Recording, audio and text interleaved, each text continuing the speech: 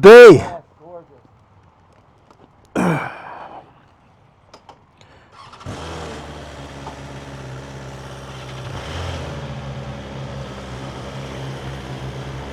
Okay.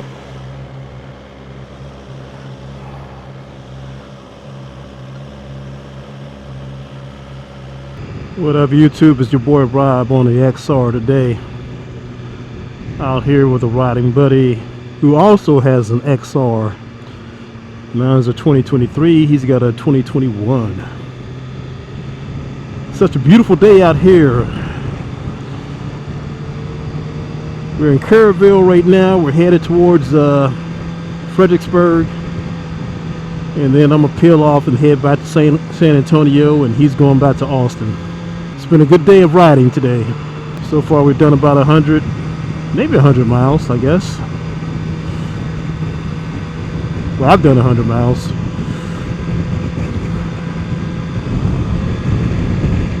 A little bit of wind today. It's been very windy here as of late. I've been watching a lot of videos lately regarding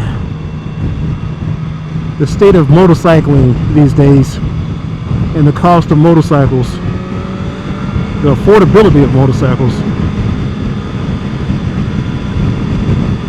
Just a tough economic time these days. People are getting laid off.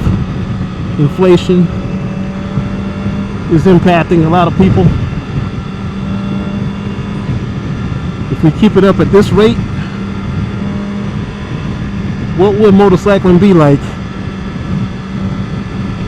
in 5 years? The sport is already declining. I've got a feeling it's going to be declining a lot faster, at a lot faster rate than it is now. I think one of the big reasons why people just aren't buying motorcycles anymore is they're just so freaking expensive. Yeah, the other day I had some time to kill, so I went to the local Harley Davidson dealership just to see what was in inventory.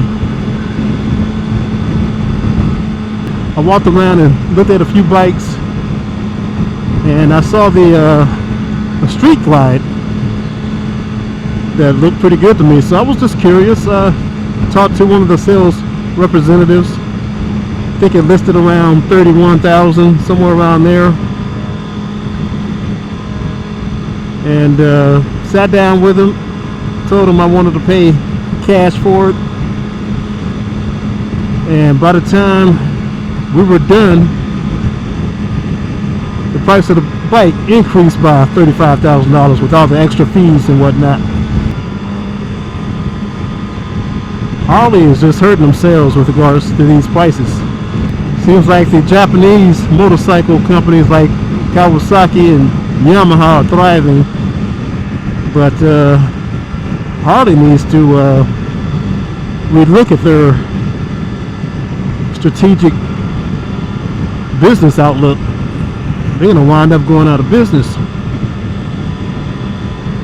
I would not pay $35,000 or more for a Harley Davidson. Sorry. I got nothing against the bike, but you know, I just wouldn't pay that money for it.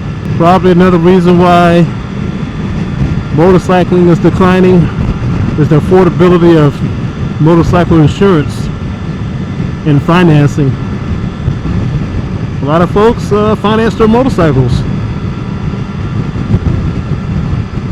and right now the interest rates for some of these motorcycle loans are upwards of 10%, if not more in some cases, depending on your credit.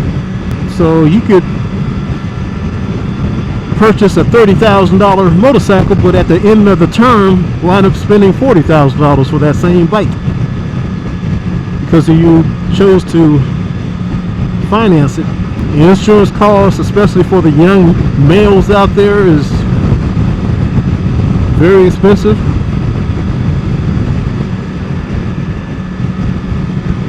So yeah, it's just not affordable for a lot of people to get into motorcycling.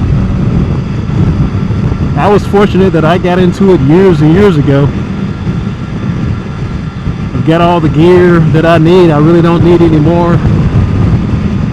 Pretty happy with the bikes that I have.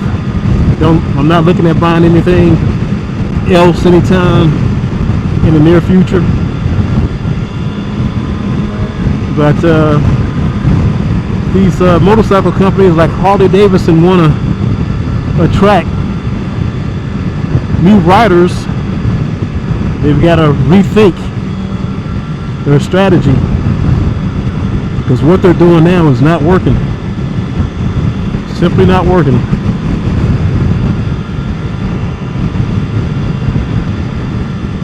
Now I would hate to see this sport die off. Other countries, not so much, because a lot of people in other countries rely on motorcycles for their daily mode of transportation. But in the US, it's more or less a luxury. It's a nice to have. A lot of motorcyclists out today. I've seen nothing but bikes out since I left this morning. And it's probably a good thing too, because soon it's going to be hot as heck out here. This is South Texas. Alright, we're here in Fredericksburg, Texas, on the outskirts. Won't be going through Fredericksburg. I'm going around Fredericksburg. Take some back roads to Blanco. Then my buddy's going to head back to Austin, and I'll head back to San Antonio.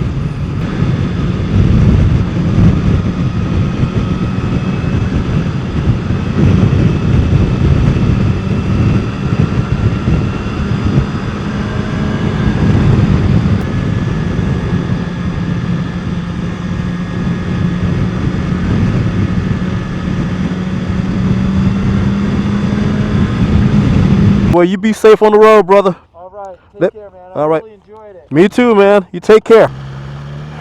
He's a good dude. All right, YouTube, that's all I got for you today. You guys stay safe out there. I'll talk to you later. Peace.